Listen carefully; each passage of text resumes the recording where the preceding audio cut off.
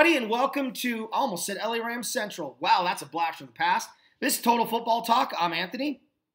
I'm Eric, and you know what? Actually, if you even said if it was LA Rams Central, well, pretty much the Rams are at the Central right now of the NFL with all the talk that's going on. So I would have blamed you, but it's Total Football Talk. That's right, and the Rams are playing this game at home, which is money. I cannot wait. I'm so happy right now. As they should. If you saw any of the photos from the Stadio Azteca regarding the playing service, because they had concerts, they had rain, they had soccer games. It was ridiculous. It was atrocious. Some guys were actually saying they weren't even going to go to Mexico City. And I'm guaranteeing you it was more of like the Todd Gurley's and Kareem Hunts that were saying that, because why would you want to risk your knees and everything on that playing surface? It was awful. Maybe the Caravan went through there too. Why not? Throw that in there too. That is wrong on all levels, and I'm trying really hard not to laugh. Hey, if I'm anything, I'm brutally honest. All right, look. I want to jump right into the Rams-Seahawks game, and we'll jump into the Bear game because obviously we want to talk about those two first and foremost. But before I do, Eric, did we cover the Panthers-Steelers game last time or no? Yeah, we did. We did, okay. So a lot of people seem to like this format, Eric, where we open up with the Rams and Bears and then the rest of the teams we cover. Are you fine utilizing that format for the next few weeks? I'm fine as long as people listen to our 2 hours of ranting crap after we talk about the Rams for 5 minutes. Yeah, no kidding, right? See, folks, it's called a teaser. We tease. We appreciate you guys listening. We do. We tease. We want the other stuff at the end so you have to listen the whole way through. I got one guy. He listens. A couple people, I'm sure, do this. They just put us on, and then they do like cleaning and other crap while we're sitting there yammering off and yakking and chit chatting while they're doing other stuff, which I think is pretty cool. I had one fan during LA Rams Central say that he actually had us after John Matt. I thought this was the greatest compliment I've ever gotten on this show, and I don't remember which LA Rams Central it was, Eric, but the guy said that he really enjoys our commentary, and not since John Madden has he had somebody that he can have his wife sit down, listen, and learn the game in a way that's easy to understand. So, well, I do have one thing to say about that. Boom, come back interactive. Ace is the best place to go. All right, look, didn't he had a whole bunch of commercials? Okay, so let's jump right in. I want to cover, I want to do the Bears first, because to me, that was a game I call, there's some games you look at your schedule and go, okay, this is a measuring stick game. We feel we should win this game. We've struggled in these environments before, and we're home. Where do we really measure up in this division? Because if this is a close game or we lose, then we don't measure up, and we're going to have to reevaluate here. You should blow Detroit out at home, and you did. So there were a few things here that I was impressed with. Obviously, the Bears' defense was phenomenal, but it was really the Bears' offense. How many yards did Jordan Howard end up with rushing? 31. Holy crap. What is his deal this year? They're not giving him the ball. They're not giving him the ball. Matt Nagy says he likes to run. I listened to his Monday press conference afterwards. He said he likes to run the ball, but for some reason they're not running the ball. And when the weather turns, like it's starting to turn right now up here in the Midwest, that you need to be able to pound the rock. And they're not giving Howard enough opportunities to finally bust one. He only gets like 10 to 15 carries a game if he's lucky. And they want him to utilize it and just start like running for 80 yards on the first carry. That's not going to happen with him. You have to give him the ball, wear out the defense. When he gets tired, put in Tariq Cohen, who's a speedster, and then that loosens up the defense a little bit more. But you have your number 2 overall pick in Trubisky from last year. You have to showcase him and show that, hey, you know what, we made the right choice. Okay. And I wholeheartedly believe that that's what they're doing. And now with Allen Robinson back, and he looked good. He looked like 2000 vintage 15 Allen Robinson. During those Jacksonville Jaguar receiving days. But man, you keep Robinson healthy. You give him the ball. That opens up Anthony Miller, who could legitimately make a run for Rookie of the Year if he has a big second half. Eric, stop. Anthony Miller played for the Chargers and he retired years ago. I don't want to hear it. Okay. Oh, different Anthony Miller? My bad. Different Anthony Miller. Just like, the different Adrian Peterson, who people tried to make, the number one running back in all of football and fantasy, and they were picking up the Bears' backup running back. The A train? That's right, the A train. But no, seriously, I'm okay. I love the Bears' offense, to be completely honest with you, because it's an offense I've never seen before. Yeah. Well, I'll tell you what. Go ahead. But I still think you need to run the ball, especially in November, December, and January, because you also need to control the clock. And Trubisky did control the clock toward the end of the game. Matt Nagy put the ball in his hands. He said, "You know what? Here's first down and run the clock out." And they didn't just run the ball. He actually had them drop back the pass on third down. When the game was 34-22, and Trubisky completed his passes. Everybody was like, "Hey, Trubisky might have an accuracy issue." Didn't show it at all against the Lions. No. Well, and that's stupid, because anybody that watched the Patriot game, you don't complete a Hail Mary like he did and have an accuracy problem. I think the NFL has a brain problem. They don't know how to use the muscle between their ears that God gave them. It's probably because they're too busy snorting crack. It took them to Tuesday to figure out that it wasn't a good playing surface at Mexico City. Well, here's an idea: don't play football in London, because that surface is not the greatest, and don't play football in Mexico City. Yeah. Well, look, I'm going to get to a lot of this here in a minute. Stop taking home games away from the fans. Right. Exactly. You know what? That's my biggest issue. You took the biggest game on the Rams' schedule this year, home game, and you were going to deprive them of that opportunity. And then God stepped in and went, "You're dumb." So, good. Look, here's the deal. Going back to the Bears, you've got something magical there in Tariq Cohen. I would like to see the Bears utilize him a tiny bit more in the run game. Add a shotgun, run some draws up the gut when you spread out those guys so there's not the big guys in the middle to really hurt him. He's not an inside runner, but man, he's quick enough that he could pull it off a couple of times. But I agree with you, Eric. My only concern with the Bears continues to be the lack of productivity from the tight end, and you know that firsthand, and the lack of carries. Jordan Howard should be getting 20 to 25 carries a game. Burton, obviously, you don't need to utilize your tight end a whole lot. They did when Robinson was out. He did have 40 yards receiving, and he also caught a 2-point conversion. So he does have his days. He was big in the Patriots game with 126 yards receiving and a touchdown. So I mean, he is being utilized. They're just watch Sunday night when they play against the Vikings, because I guarantee you that you're going to see a lot of Trey Burton in that game. Probably, yeah. Yeah, that's right. They flexed that game, didn't they? They flexed that game as well. That was the other flex. They moved Pittsburgh, Jacksonville out. Interesting. I'm actually. As they should. Jacksonville hasn't been playing well. And I think that's a game I'm going to DVR and watch and try to get on one of my DVDs, because I think that's going to be a fun game to watch. But anyway, I want to get back to my wrap up with the Bears. Look, overall, I think Chicago proved that measuring stick game that I talked about in the beginning. The Bears proved that they not only measure up, but they're better than the Lions. And that's a team that they've struggled with in the past, so you can cross that team off the list. Green Bay, they had a measuring stick game against them in the beginning of the year and realized, hey, we're not that far off from these guys.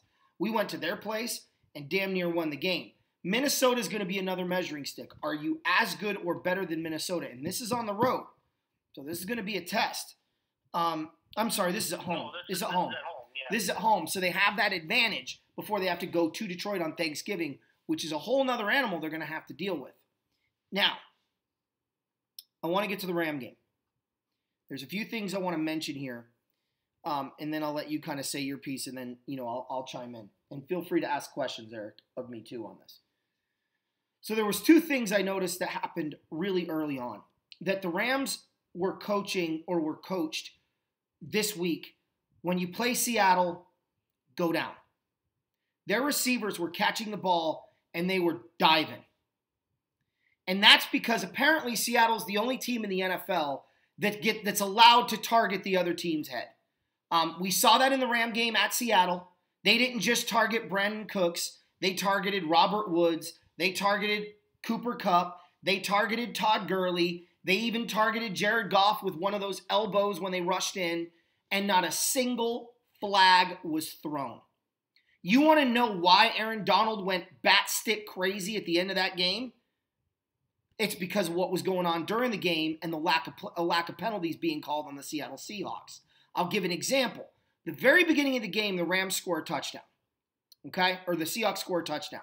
On the extra point, according to Ndamukong Suh, he heard the guard that was holding him, he was holding him up, okay, said, go low, go low, go low, and then the center went at his legs. Donald heard it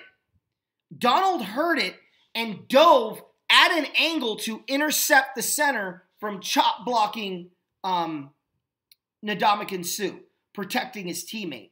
Then there was a scuffle. Then they broke it up, and I watched it. You noticed at that point that Ndamukong Suh was then talking to the official. So the officials knew this problem early on, that the Seahawks were cheap shotting. And do I think the Seahawks are a dirty team? Under the rules of today, yes. Do I think the Seahawks are a dirty team being an old school fan? No, I do not. I think Seattle plays football the old-fashioned way. And if you don't like it, suck it up, buttercup, and lick it. I don't care, right? I'm done. They're football. Play the game. But under the rules that we have today, they're dirty. They target the head. They target knees. There's no place for it. So the Rams were clearly coached on this, because every time those receivers caught a ball, they were diving.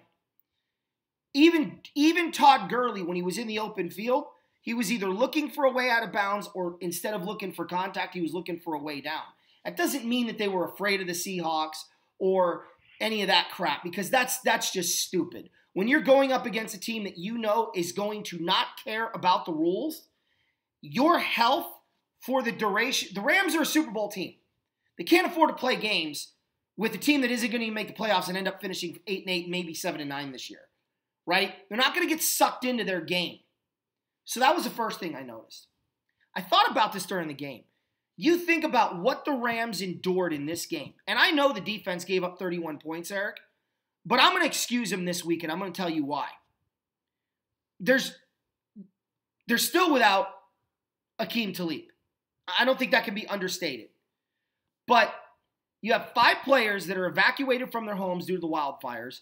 You had the shooting earlier in the week, and you're coming off of a brutal loss at New Orleans that you know they were still suffering from. They had every reason in the book to not be focused for this game.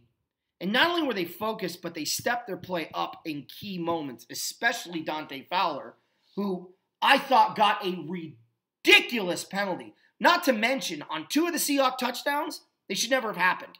There were penalties thrown after the play was dead against the Rams that sustained drives. Dante Fowler got face raked and shoved the center. I get it. Old school football, it was the same back then. They usually catch the second guy. But considering what happened in the very beginning of the game, you were aware of what the Seahawks were doing on offense. Why weren't you watching for it? So you take that touchdown off the board. Then there was another penalty on Fowler later on in the game where he basically turned around and told the official he was an asshole. Pardon my language, but I read his lips. And the official flagged him for it and maintained the drive for Seattle. Meanwhile, I remind everybody, back in Seattle, when we played them, and we were taking a knee at the end of the game, no fine was levied. No punishment was out. No suspension was made. Yet the Seahawks went after the Rams' offensive line when they were taking a knee and taking cheap shots on the Ram players when the game was over. So much so that Pete Carroll had to pull 2 of his defensive linemen out of that game for the final kneel down because he was done with that crap because Seattle pulled this garbage last year. So there's a lot of mitigating factors that people aren't looking for. And I'm not trying to make excuses for the Rams. These are unmistakable moments through the course of a game that change the outcome. You take those 2 touchdowns off the board, Seattle's not down 36-24. They're down 36-10 in the fourth quarter. And they might get a garbage touchdown to make it 34-17, but that's the end of it. It's not a 12-point game. Game's over. The Rams can tee off the entire second half on the Seahawks quarterback and not even worry about the running game. So I'm excusing a few things there. Here's what I'm not excusing, and then I'm going to send it off to you. I'm not excusing the lack of run defense. This has been a problem that's plagued the Los Angeles Rams since their arrival back in LA from St. Louis. They have been unable to stop the run since 2016. And I don't get it. You have those 2 guys in the middle that should be a presence, and you've got a tackling machine in Littleton. Why are they getting gashed? I'm going to have to look at some film because I don't have an answer to that question right now. I don't know if it's effort. I don't care if it's just blatant holds that aren't getting called because you can't call holding on every play, and you're certainly not going to call it. Even though Donald is a superstar, you're not going to call it as many times as maybe you'd like to. I don't know the answer. But what I do know is it will prevent us from winning a Super Bowl if we don't stop it. I don't know if it'll prevent us from getting to a Super Bowl, but it will prevent us from winning one. Because Belichick will expose that weakness times 10 in a Super Bowl. Pittsburgh, without Le'Veon Bell, which they won't have this year, will expose that with their other running back, Connor, or whatever his name is. So the Rams better figure it out. And Aqib Talib comes back, and maybe that fixes things. I don't know. The other issue that I have with the Rams right now, Eric, and maybe you'll agree with this, is they are one of the worst cover 2 teams I've ever seen. And I don't know if this is Talib being out. It seems to me like a communication problem. The amount of times they are in cover 2, which is designed to stop post routes and deep seams, and yet these guys are running wide open on these deep seams and these post routes against clear cover 2. It's mind-boggling. It's obviously a communication issue. I know people want to point the finger at LaMarcus Joyner or Johnny Johnson or Marcus Peters, but I don't necessarily think it's all 3's fault. There's a communication error going on somewhere. And maybe it's their scheme. Hey, Peters, you're going to lock up man on this guy, but we're cover 2 behind you. And he's thinking cover 2, I'm a zone guy. Okay, I'm going to let him go. Oh, crap, that's right, it's man. There could be a lot of mitigating circumstances. I don't know because I'm not there. But they need to clean that up because those are 2 areas I'm very concerned about. The Rams can outscore anybody in the NFC, maybe with the exception of the Saints. So, I think they'll be okay there, but defensively, they've got to shore it up. Overall, I'm proud of what the Rams did. It was a big win. It was a division win, not a road win against a team you see once every 5 years, 4 years, whatever it is, like the Saints had. This was a division opponent. This was a nitty-gritty game at home. And just ask the Saints how tough division games are at home. Atlanta, Tampa Bay. These are not easy games. Take it away. You would think that after a few weeks with Talib being out, that guys would know where they need to be. Yeah. Cover 2, cover 3, nickel dime, 4-3, 3-4, whatever your assignment is. That's why you practice. Right. Okay? And if they're still struggling like this, with Talib being out for as long as he has been, then the Rams probably know this and say we have to outscore everybody because that's one weakness that people are already taking advantage of. Yeah. Okay, so here's my question to you. Mm-hmm. Is Wade Phillips' job on the line after the season? I don't think so. Look, the amount of guys they brought in, that have played under different schemes, you got to give Wade Phillips a year to figure these guys out. I think he's starting to realize that Marcus Peters is a better zone guy than man coverage guy. I think he's starting to figure out that Ndamukong Suh is a pretty darn good defensive end on pass rushing downs when the original plan was to put him at nose tackle. And we've already seen that adjustment. It's shown up the last 2 weeks. Look, the second half of that Rams-Saint game, the Rams were lights out. And I want to remind people, the second half of this game, the Rams were lights out. Seattle scored 2 touchdowns in the second half. And they were both in the fourth quarter. Actually, it's not true. It was 17-14. They scored 3 touchdowns in the second half. But 2 of them were in the fourth quarter. And the other one that they scored was, after the Rams went up the field and kicked a field goal to go up by 6. So, I mean, what is that? 31 points in 2 second halves and 35 points in 1 first half against New Orleans in 2 weeks. I don't know why the Rams can't do at halftime, or in the beginning of the game what they do at halftime, because they really seem to flip a switch in the second half. But I can't. I'm sorry for the long-winded answer, but no, I don't think his job's on the line. Okay. Well, let's just also address the elephant in the room, and that is Cooper Kupp's injury. He went down, has been confirmed. He's got an ACL tear out for the rest of the year. Next man up. Yeah. And that's going to be Josh Reynolds. But I don't think they're going to miss too much. I know Kupp with his couple of years being in the league and being prolific in that offense, because let's be honest, he was probably one of the highly touted slot receivers in football this year, and he went about his business very quietly, and he did. I think he's like a Wes Welker type, but better. But it's Josh Reynolds' turn, and he's got 98 yards receiving on the year, so they're going to be asking a lot of big things from him this season, and it starts Monday night against Kansas City. So I think you're going to see him get involved pretty early. He's already got a grasp of the offense, so I won't be surprised if he has some big games. He's a big target. But I do disagree with you on one thing. I don't think that Reynolds is going to be the one that steps up. Did you watch? Was the game on out there, Eric? It was not. Okay. When Kupp went down,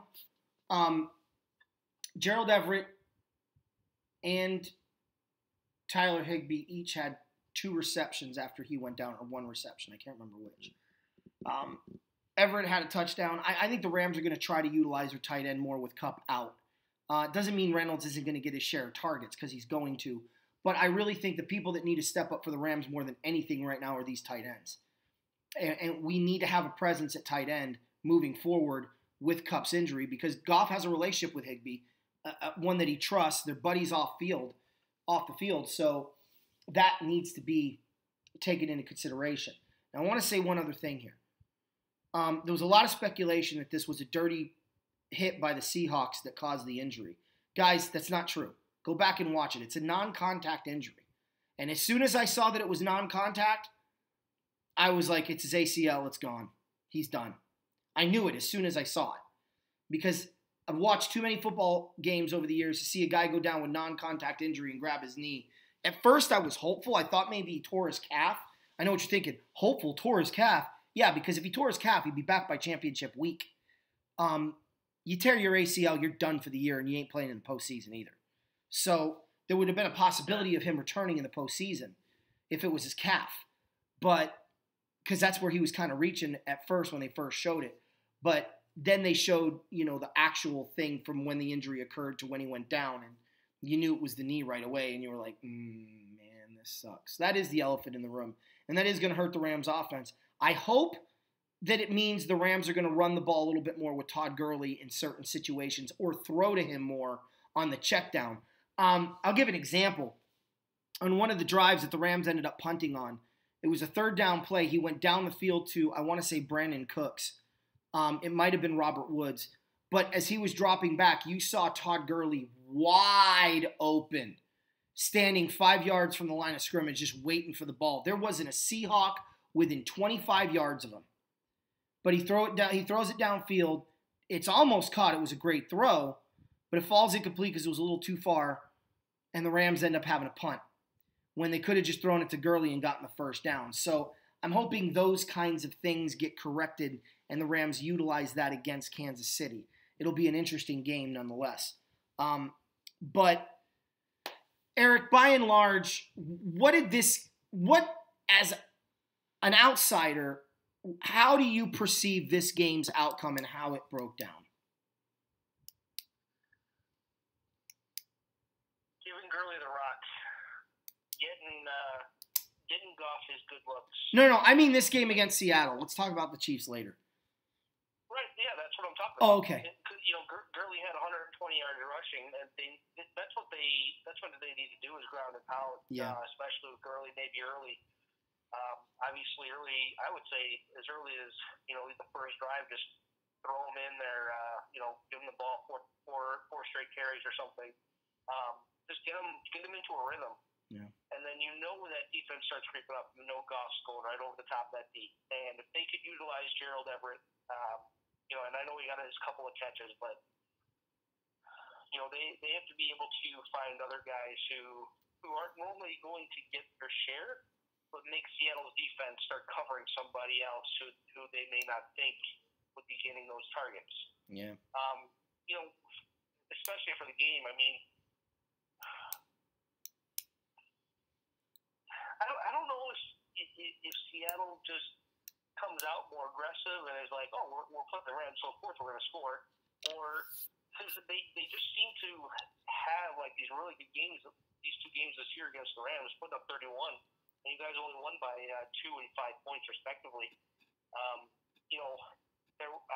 saw what the last series that Seattle had, where they had that dumb penalty against the Rams to sustain the drive, but then the Rams got back and got a strip sack. So credit the Rams for stepping up exactly when they need to, but I'd like to see it done more consistently throughout the game. Yeah. Because that's where it's going to hurt against a team that can put up points in a hurry, whether that's New Orleans or Kansas City, somebody who's got prolific passing offense. Well, I think the Cardinals showed how to slow down Kansas City's offense, and I think the Rams will be studying that film a lot. Look, you can make an argument it was a trap game, and you'd probably be right, but it doesn't change the fact that there's a formula there that the Rams can at least look at. Jumping a ship to other games now. New Orleans at Cincinnati. I mean, I don't have really a lot to say here except the Saints. Wow. I actually thought the Saints were going to win this game. I picked New Orleans, but I thought it was going to be a closer game than it was. And to put a 50-burger up on that defense isn't a surprise. But to hold that offense to, 21 points or whatever it was, that was impressive in their stadium. So, I tip my hat to New Orleans. They're starting to play some real complete football. And getting a win like that on the road after the game they just played against the Rams, that's impressive. Yeah, a lot of people talked about trap game, and Drew Brees looked back and he said, hey, watch out for the bear trap over there. New Orleans put up 51. It was so bad that the Bengals fired their defensive coordinator, Terrell Austin. Yeah. And then, of course, a couple of days later, what do they go out and do? But they do another head-scratching hire. And they made him special assistant to the head coach. So congratulations, Cincinnati Bengals. Your new head coach next year will not be Bill Lazor. It will be Hugh Jackson when Marvin Lewis decides to step down.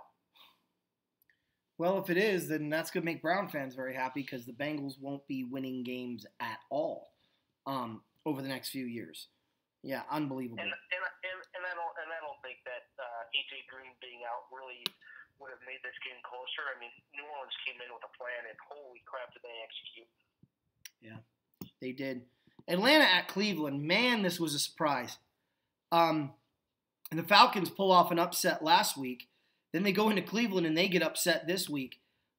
Baker looked great. The Browns' Chubb looked phenomenal. This looks like the Browns are I hate to say it, but Greg Williams, man, he's had 2 tough games in a row. Won one and dang near won the other one. Who did they play last week? Kansas City? That was a close game too, 37-14. All things considered, that game was close through most of the game. Look, tip your hat to Cleveland. You can say what you want. I know what you're going to say about the Falcons DBs, like a broken record. You're not wrong, okay? But hey, it wasn't even the DBs that was the problem. It was the defense, period, the running game. That's right. But, tip your hat to the Browns, man. I have one request on behalf of the Oakland Raiders. Cleveland, we will send you a 3rd-round pick this year and a 4th-round pick next year for Duke Johnson, please and thanks. I think that's got to be a move they make.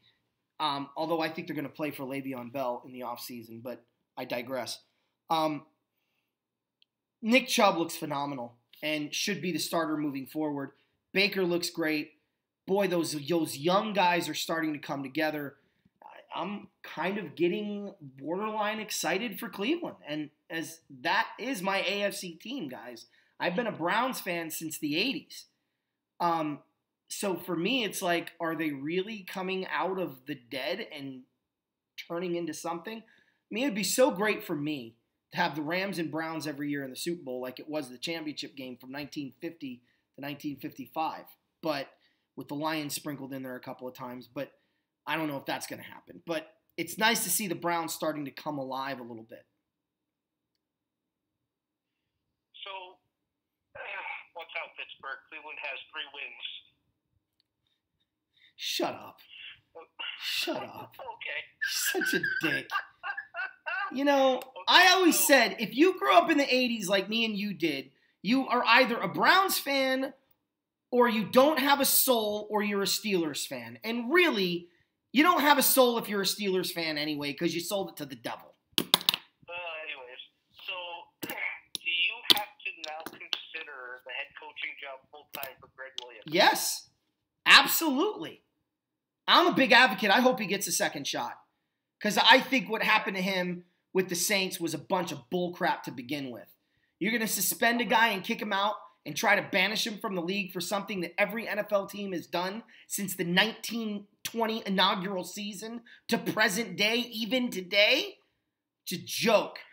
So yes, I think if he continues down this path, I'm not giving it to him now, but if he continues down the path, he should be given an opportunity.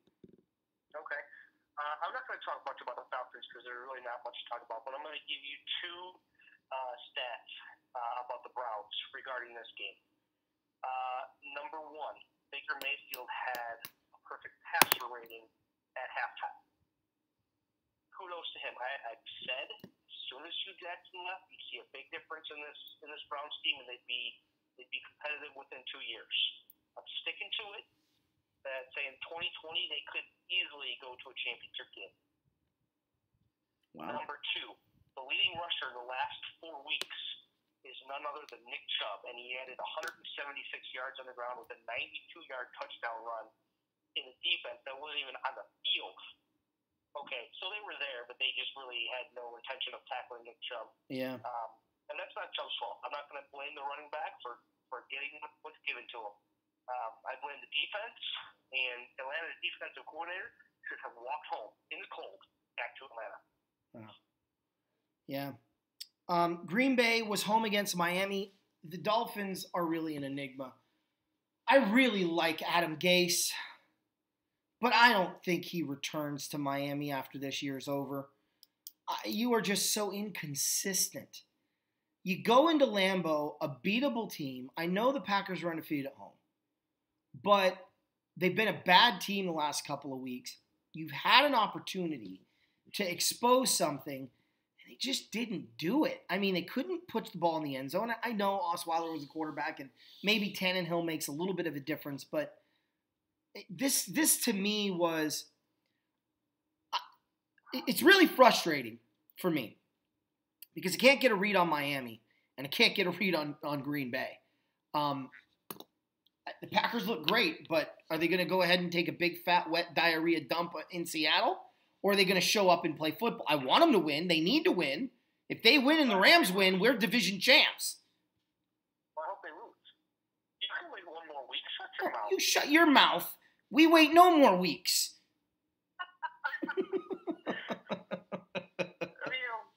Green Bay found another weapon, and that was Aaron Jones, which can run on Miami. We all know that. That's no big secret.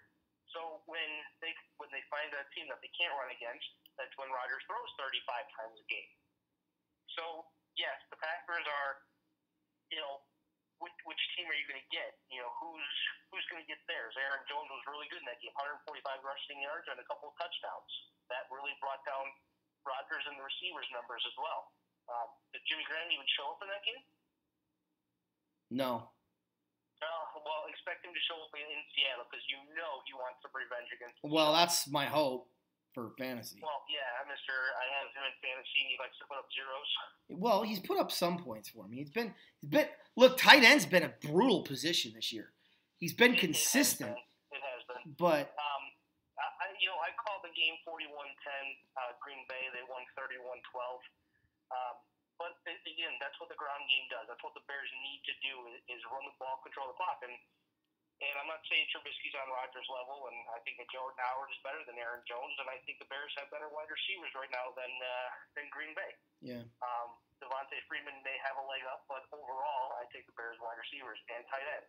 Yeah. But Green Bay found a way to get it done. They needed a win. They needed to get back to, and I can't believe I'm saying this, they needed to get back to 500. Yeah. To have any shot at even looking at playoffs. It's gonna be a long winter in Green Bay if they miss out. Well, and look, Seattle's 4-5 now, right? Green Bay's 4-4-1. This is a wild card. The loser of this game is eliminated from the wild card, as far as I'm concerned, because you're not going to make the second wild card at 9-7. Well, the only thing the Packers have to go for them is the tie, because if they both finish with the same amount of wins, okay, let's say, the Packers are getting in because they have a better win percentage. Well, not if the Seahawks are 10-6 and they're 9-6. Well, right. I mean, they'd have to be 9-7 and they would be 9-6 and then they would get in. So that's why I said it's a big game for both of these teams. Jacksonville at Indy, I should not have switched my pick to Jacksonville. Should have just listened to me. Fournette came back. I thought that was going to make the difference. Look, there is no difference. I'm going to say it. Sorry, Jag fans, but I'm going to say it because I heard this crap, which I had to correct people because the Rams, I'm sorry, but they have a history unlike Jacksonville. So let me say it.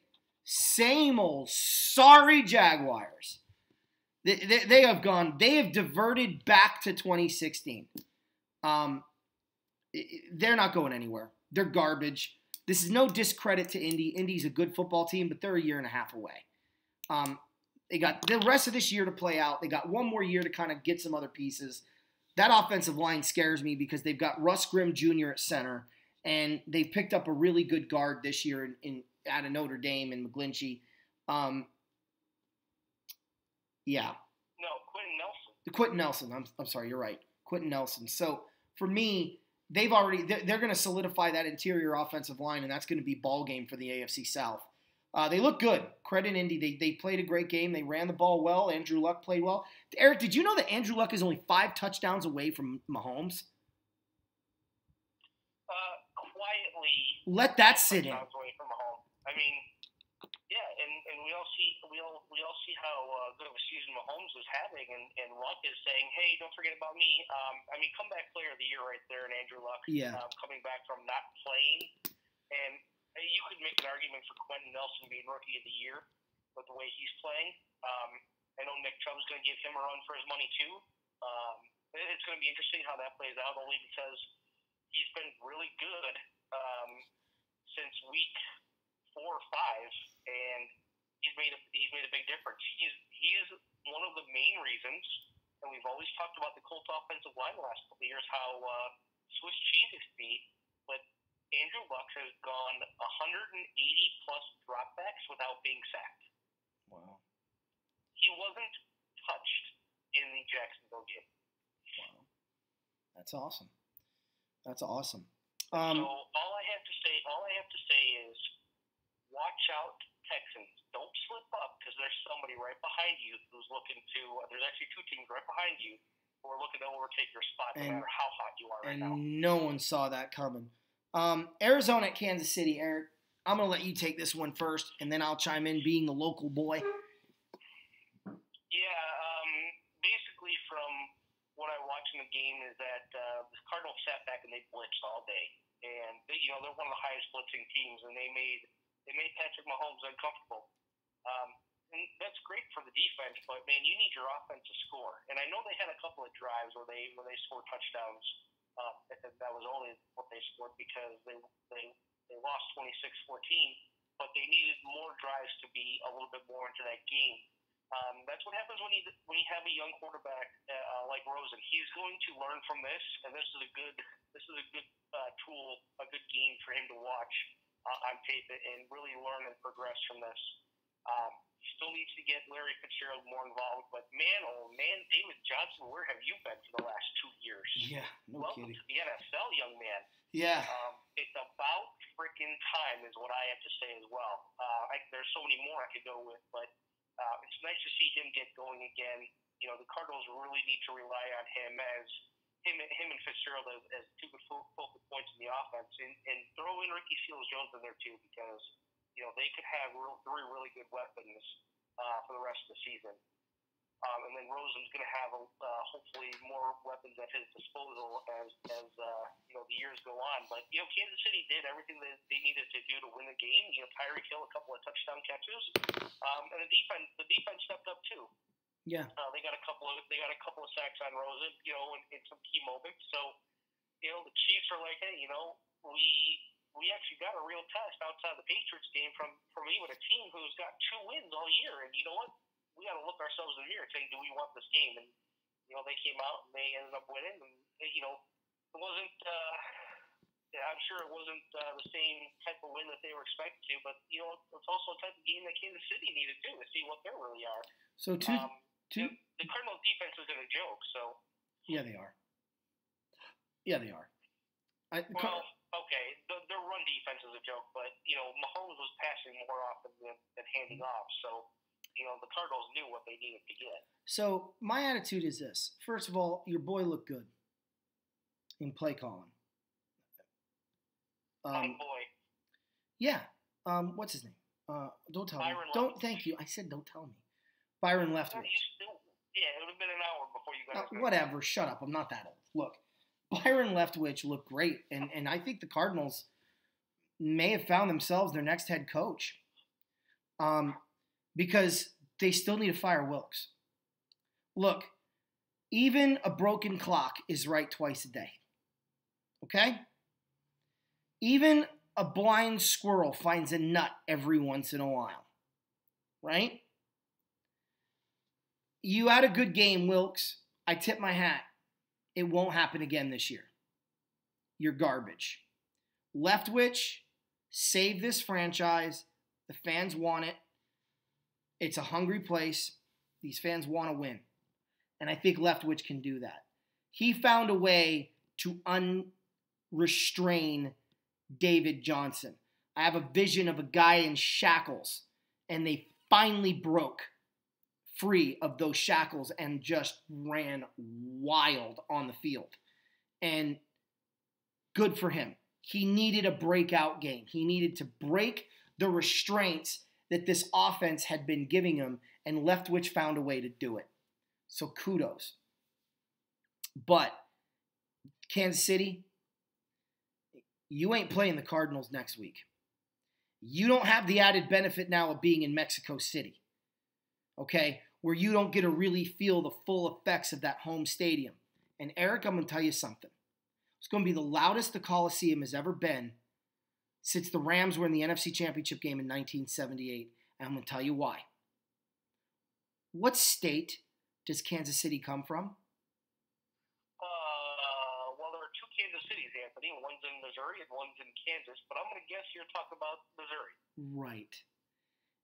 They are going to hold everything St. Louis. The fans are. They're going to hold everything St. Louis and all of those wrongs, and they are going to hang it on the Kansas City Chiefs. They are going to come out. They are going to be loud. You watch, Kansas City will have 1 timeout, if not 2, in the first half, prior to the second, the 2-minute warning of the second quarter, where they're going to need to call timeout because of noise. I'm calling it right now.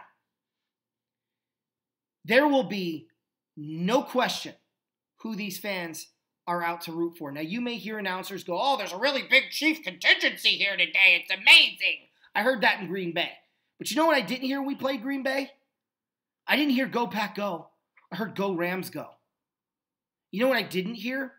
I didn't hear Packer fans overtaking the Ram fans. I heard Let's Go Rams.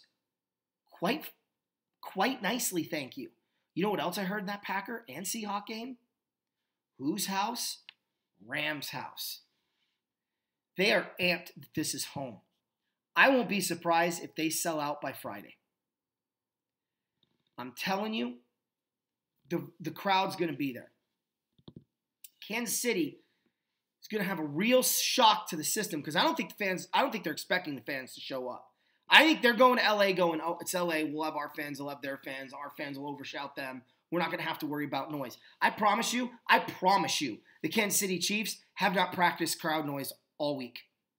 Yeah, because they've never played in a loud stadium before. It's not that. It's not that, Eric. It's that it's still something you practice. It's on your walkthrough day. You go over, we did this in high school football. You sit there and go, okay, look, if the crowd's really into this game, and there's a lot of people there, all right, these are the 3 signals that are going to indicate the 3 formations. These are the 2 signals that are going to indicate the run and the pass out of those formations. And depending on the pattern you get, it's a run or a pass. And you practice it. 20 minutes, 15 minutes, whatever. In the NFL, they'll actually play with headphones on and try to distract the players. The Chiefs did that when they were getting ready for Gillette Stadium. But when you don't practice for it, it does become a problem when you have silent counts like the Chiefs love to do. Look, I've watched a lot of Chief games this year. Mahomes is under center and he's barking out and yelling to his players, and you can hear him clear as a whistle. When he can't do that, that's going to bog things down a tiny bit. It's also going to give the Rams the advantage off the ball because they're going to go on movement of the football, and the Chiefs aren't going to be able to hear the snap count. All of these things play a factor in crowd noise.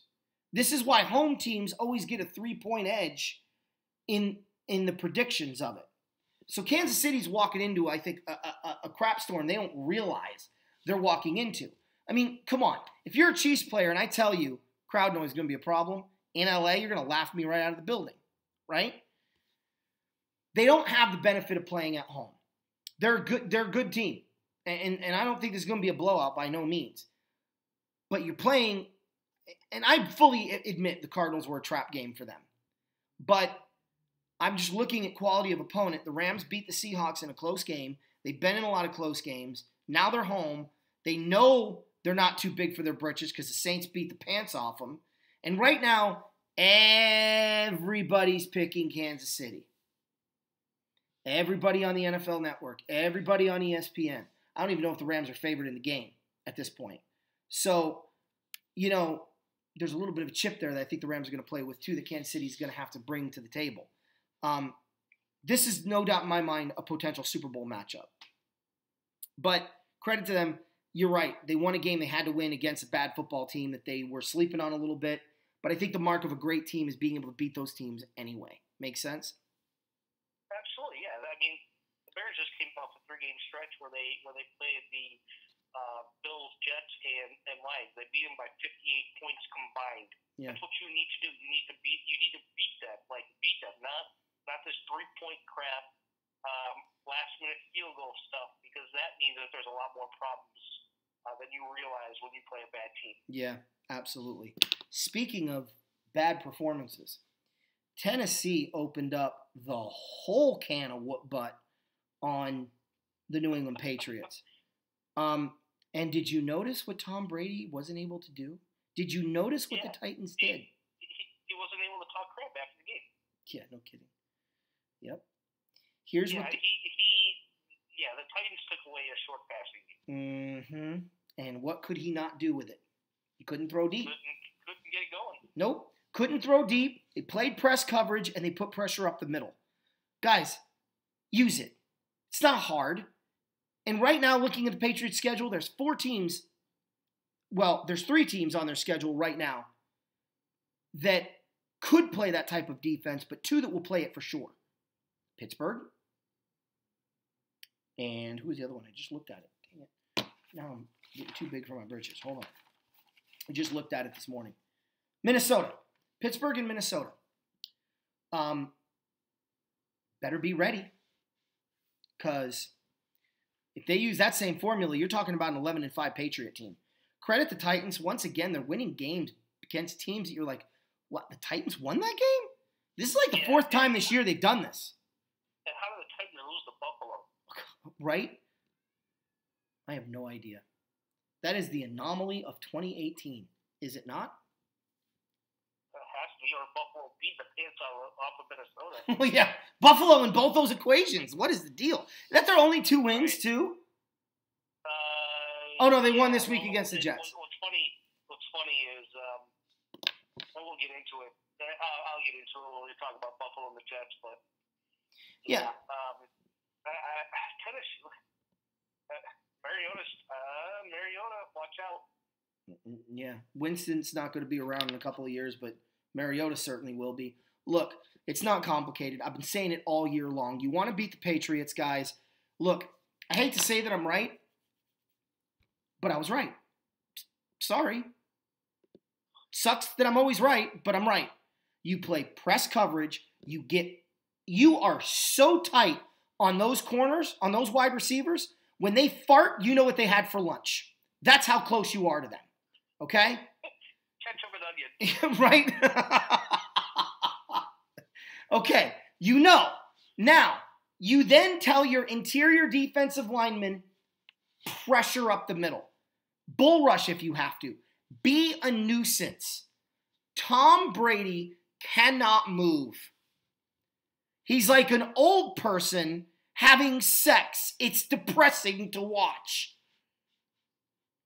Maybe because you're not the one having sex, but I digress. That's not the point, okay?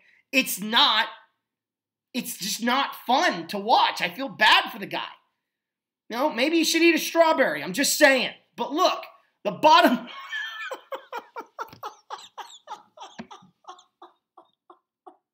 I'm sorry, that was funny. I don't know why that tickled me pink so much. Look, save the show. I'm dying, Eric. I can't. I'm laughing over here myself. I'm just saying, it's bad to watch. He is not. I mean, look at his catch and fall. I mean, it was like, oh crap, fell short of the mark. Literally, Tom Brady can't handle that pressure. He can't. He freaks out when he doesn't have time. When he doesn't have his short routes to rely on and realizes, oh crap, I got to make a play downfield, he starts to get happy feet. So the formula's out there, guys. Use it. And I've been saying it since week 1 of the season. This is how you beat the Patriots. Tom Brady cannot throw the ball deep with any reliability or regularity. Doesn't mean he won't throw it deep. Doesn't mean he won't get a completion here or there. But I promise you, if you make him do it 10 times, he's going to complete 4 of them. So rely on that. Use it. Moving on to the Jets, or the Redskins game. 2 things I'm going to say here, then I'm going to turn over to you. Unless there's something you want to say about what I talked about. Yeah, something leads me to believe that Gronk's a lot more hurt than we realize. Either that or he just don't want to play no more for Bill Belichick. Yeah, I guess we'll see you know, the season whether or not he hangs them up. He was talking about a possible trade. Detroit, that's right. He seemed excited about that idea. But then he said he didn't want to play anywhere but New England. You can look. You know what? How many guys say, "No, I didn't cheat on you, honey"? Right? How many people are like, "I was a speeding officer"? Never happened. How many kids say, "I wasn't cheating on the test"? I mean, never happened. Right? Exactly. I mean, come on. Okay, so he said he wants to play with only New England. All right, fine. But he was excited. And then when he was like, but, I guess it just didn't happen, you saw his demeanor completely shift when he realized he was still in New England. Like, that's real. That doesn't go unnoticed, or it shouldn't. Anyway, Washington, Tampa Bay. Look, I'm impressed with the Redskins. This was not a game I expected. You could say what you want about Tampa being a bad football team, and you'd be right. But to hold that offense to as few points as they held them, look, guys, the Redskins' defense is legit. I'm going to tell you right now, am I saying the Redskins are winning the division? No. Jay Gruden, end of discussion. They could still lose 5 in a row for all we know. But this was an impressive win. This was a win where you're like, okay, Washington, I'm watching. See what you do next week. See what you do against Houston at home. And then let's see how you follow that up on Turkey Day at Dallas, Thanksgiving Day. So I'm not blowing the victory horn for the Redskins yet. I'm not singing hail to the Redskins yet. But I'm watching. You've got my attention. That was an impressive win, was it not, E? I'll tell you what's the most impressive about this is that the Buccaneers had over 500 yards of total offense and scored 3 points. First time that it's ever happened in the history of the game. Wow. When Washington's defense came to play.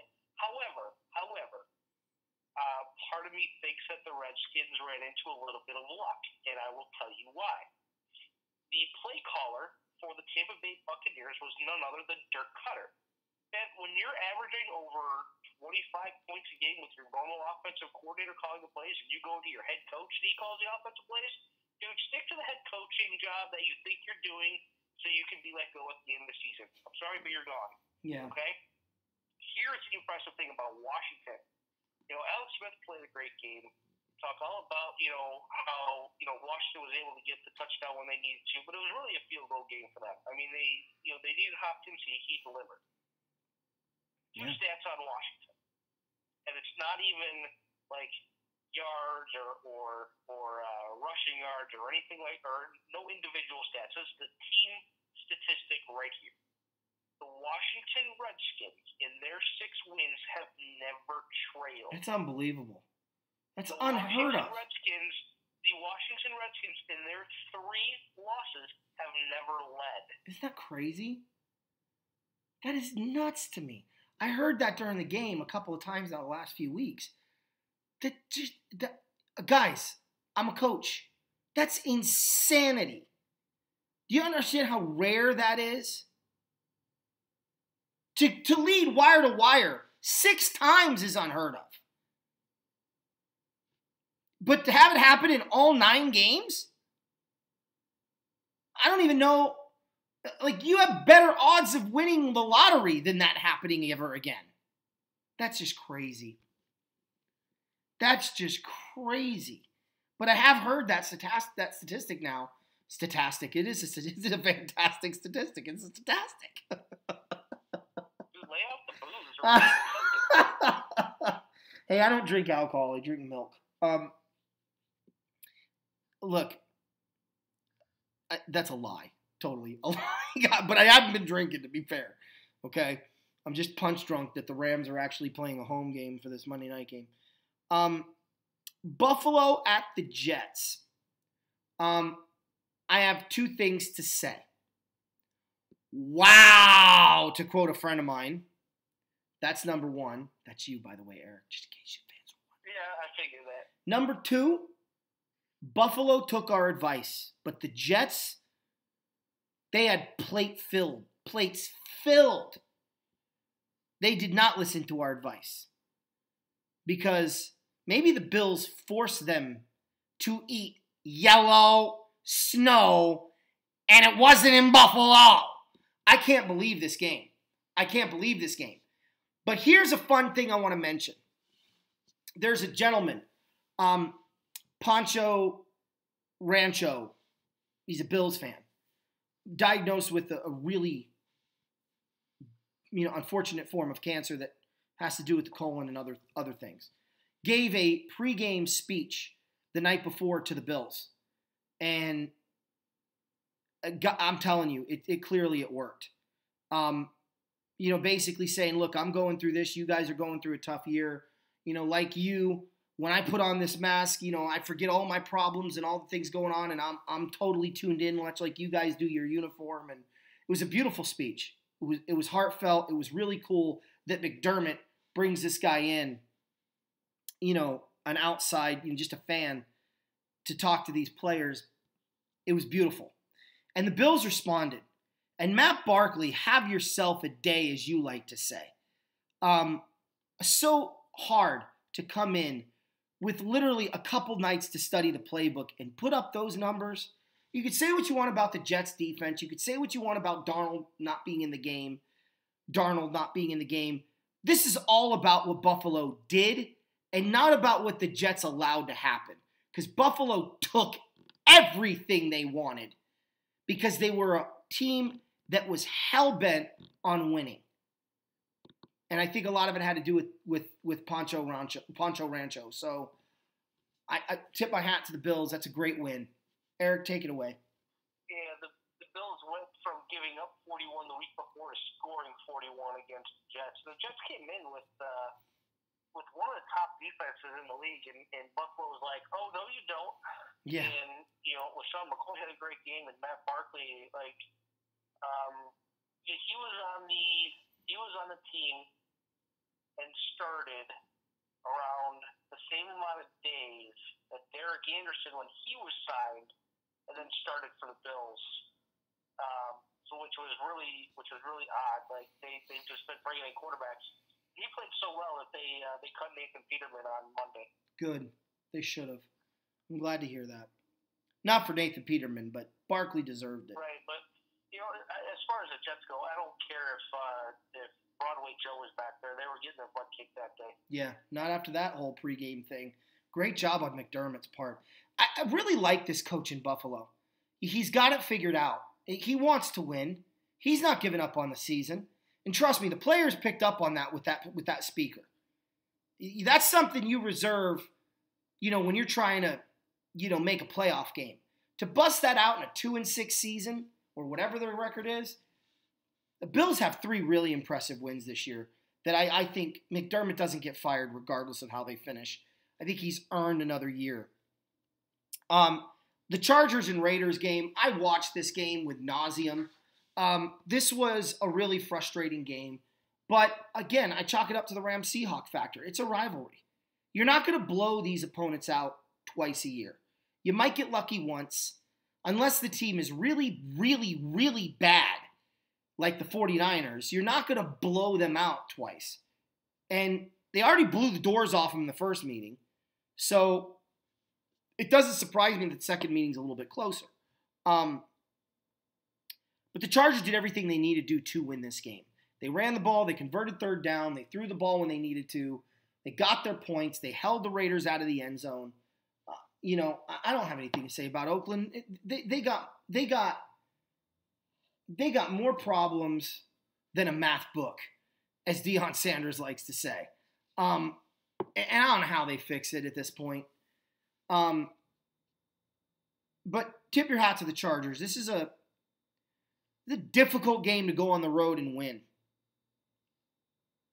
Last year, the Chargers missed the playoffs by 1 game because of a missed extra point against the Raiders. Mm-hmm.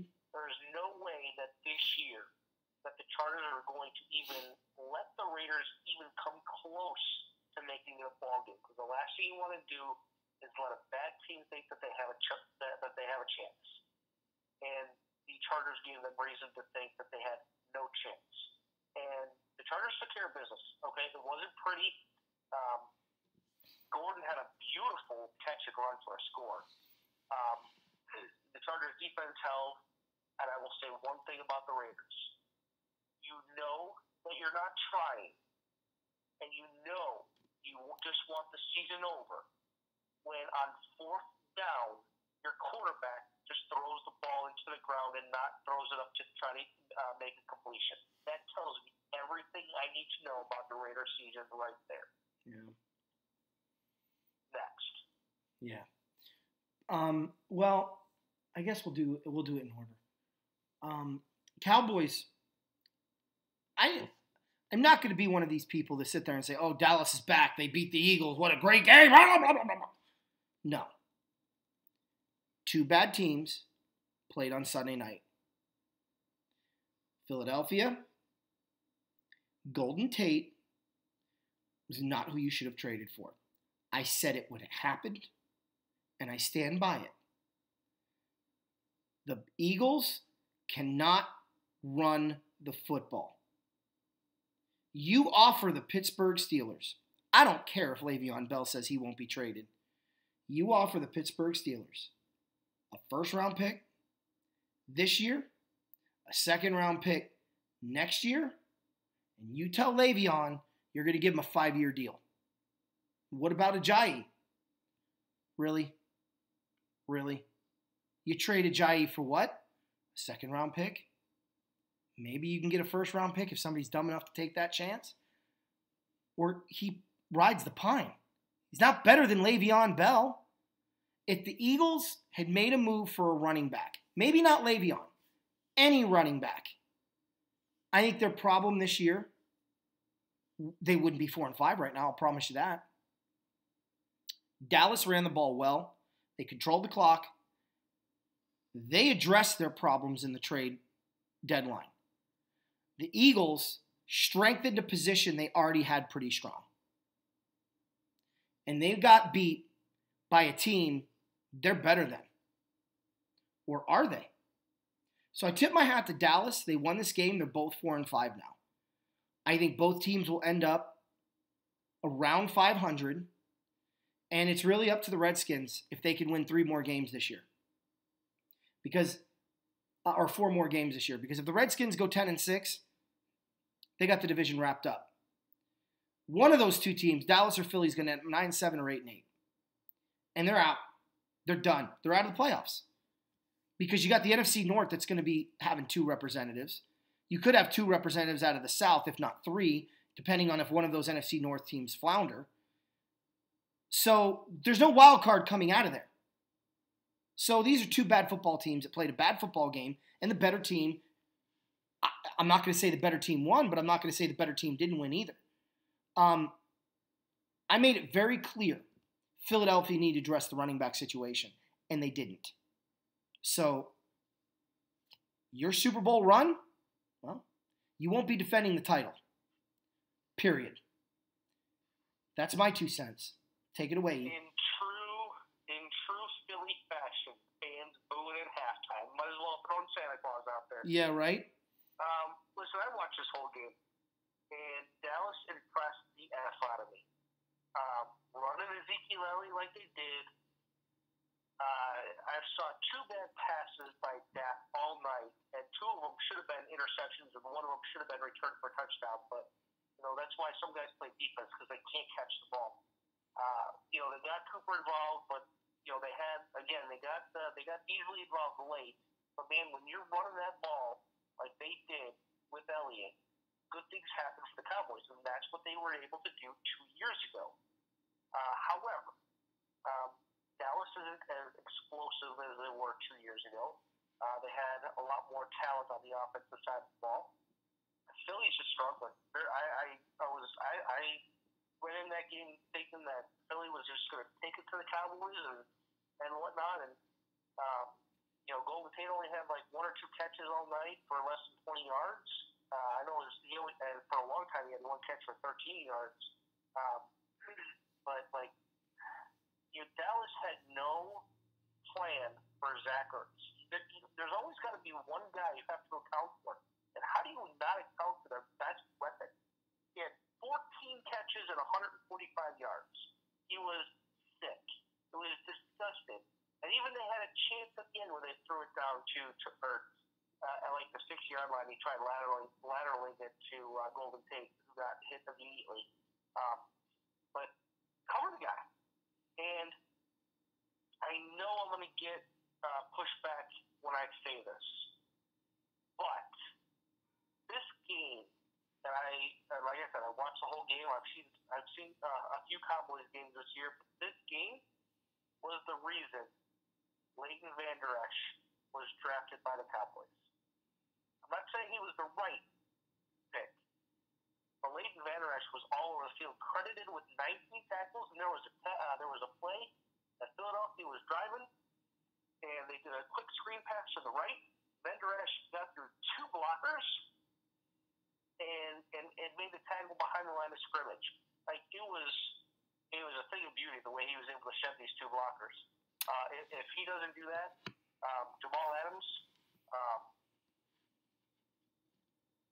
Is it Jamal Adams? I know there's an Adams safety on the Jets. It doesn't matter. He's a 3rd-string running back in Philadelphia. He's going to get a lot more play, so keep your eye out on him. But he would have been gone. If not a touchdown, it would have been 1st and goal. Leighton Vander Esch is like, nope, not today. And you're gonna really get to know me if you're gonna stay on this Eagles team. He was a beast in the game, and he set the Cowboys rookie tackling record in the game with 19, and he was literally possessed. Look, I don't disagree with the idea that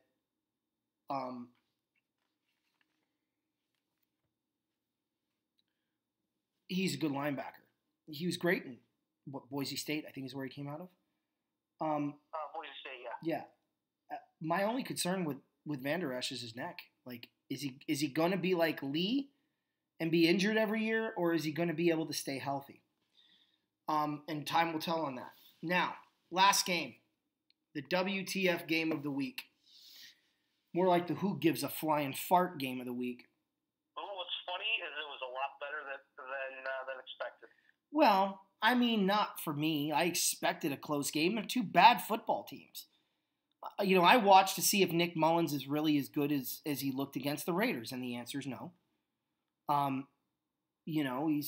He's going to be a good ball player, maybe. Time will tell. But I'm not going to bang the drum and chant, Joe Montana when he comes out on the field. Unless Joe Montana is out on the field. Right. The Giants, they won a game against an inferior team that they should have beaten. I kind of knew it was going to go this way, considering I should have picked them, though. I picked the Niners because I kind of bought into the Mullins garbage. But it doesn't surprise me with the way they played against Washington defensively, with the way they played against Atlanta totally, offensively and defensively. But what impressed me is Saquon didn't have a breakout game in this game, yet they still won and put up a lot of points. So I think that's good for the Giants moving forward. But look, make no mistake about it. This was Toilet Bowl 1. Toilet Bowl 3. Toilet Bowl 1 and 2 was the Cardinals and 49ers, episodes 1 and 2. I'm sure there'll be a Toilet Bowl 3 coming or 4 coming up somewhere. But oh yeah, that's right. Cardinals Raiders this week. The Cardinals are gonna blow them out. They might. They very well might. They're home too. But as far as this game goes, I mean, there's not a lot to report on. I mean, look, the 49ers, they need to address a lot of issues. They're old on the offensive line.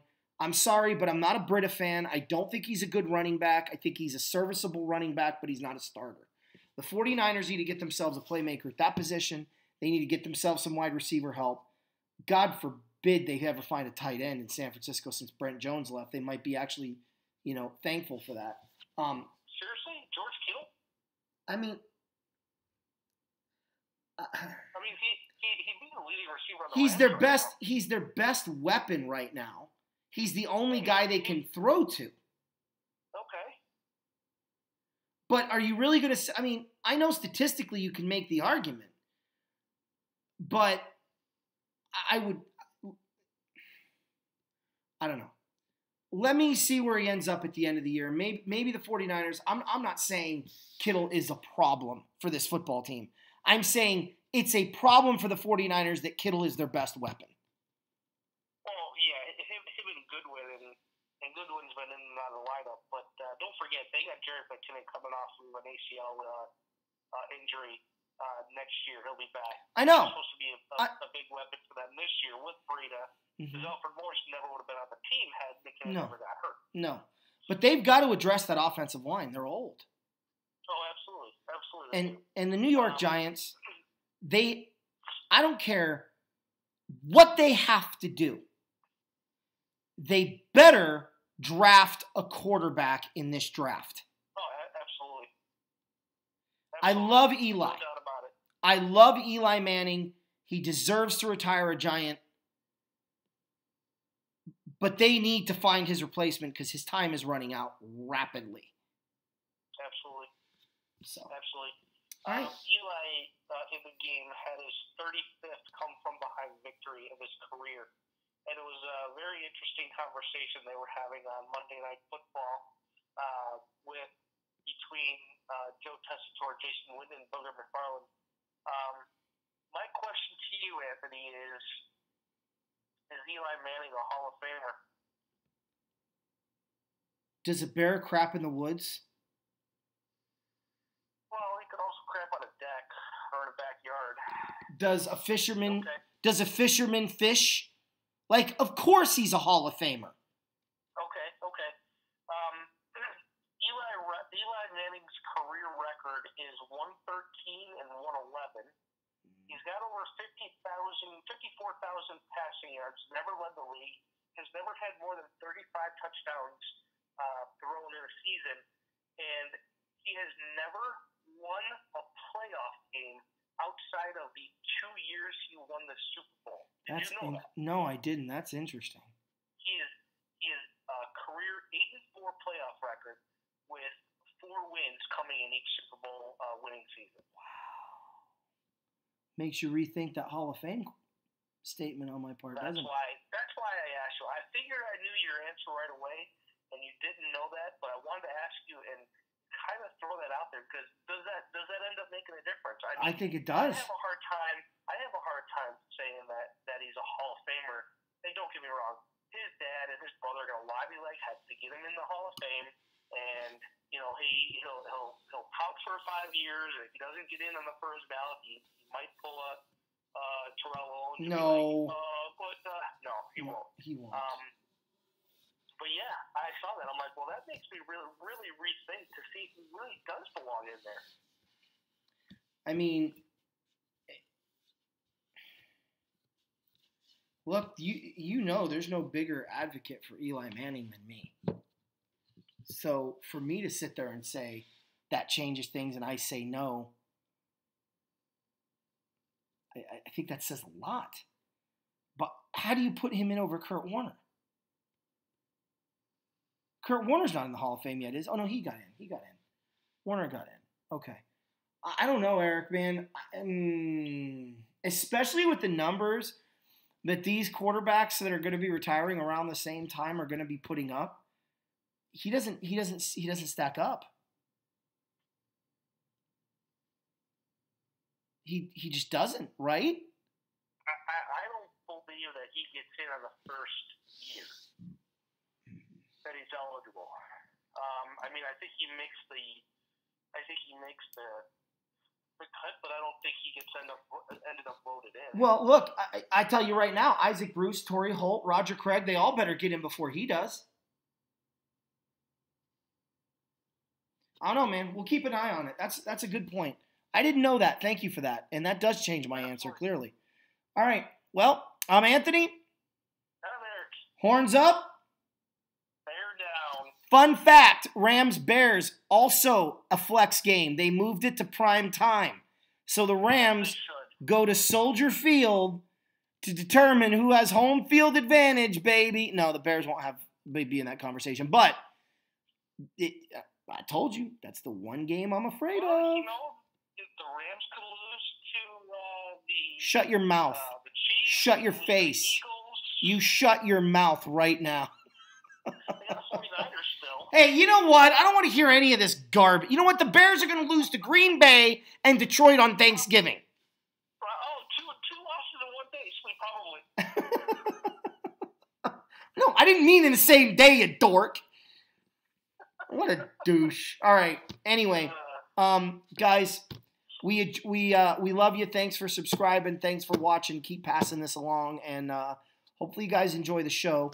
We're going to open with the Rams and Bears, I think, for the rest of the year, just because it's what you guys want, and I'm here to serve, not here to dictate. So that's what you want. That's what you get. We're out. Have a good one. Later. Late.